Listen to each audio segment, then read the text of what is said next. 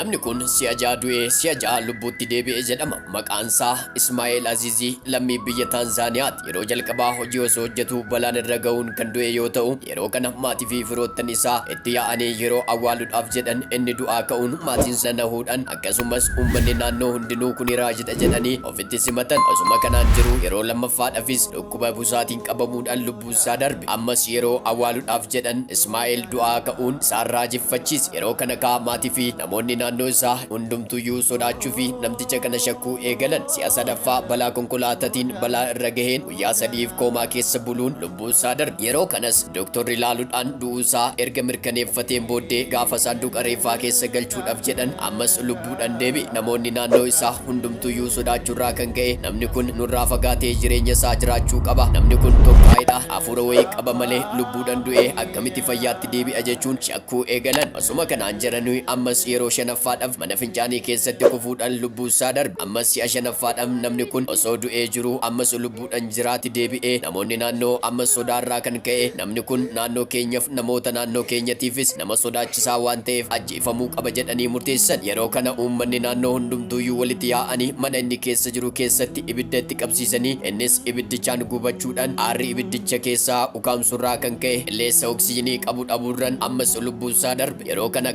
namoonni naannoo du'uusaa amananii nama hamaa kana hiikanneerra, namni kun nama hafuura qabu ture, kana booddee jireenya keenyatti deebi'ee hin dhufu jedhanii osuma gammadaa jiranii Ismaa'eel yeroo ja'affaadhaan lubbuudhaan jiraate. Yeroo kana namoonni naannoo waan godhan dhabanii mallis harkaa buunan naannoo isaanii irraa fagaatee akka jiraatu eeyyama laataniif. Wanta nama ajaa'ibu Ismaa'eel iyyuu amma anoo waan hin duune natti fakkaachaa jira jechuun sodaachan jira. Sababa akkamiitiin akkan du'ee akkamitti akka lubbuun natti deebi'u wanti hin beeku hin jiru jedhee dubbata. Isinoo wanta dinqii kana akkamitti ilaaltu? Yaada keessan mee koomentii irratti naa kaa'aa jechuun hawwii koodha. Seenicha seenessuun kan siffaana ture ani qaxalee keessaniif tudha. Jalqabarraa kaastanii amma ammaatti waan na dhaggeeffattaniif kabaji keessan guddaadha. yuutuubii keenya subscribe gochuun, tiiktookii keenya immoo follow, like, repost, copy link gochuun bukkee dhaabadhaa jechuun hawwii keenya yeroo hundumaati. Jalqabarraa kaastanii amma ammaatti waan na dhaggeeffattaniif kabaji keessan guddaadha. Horaa bulaa deebanaa.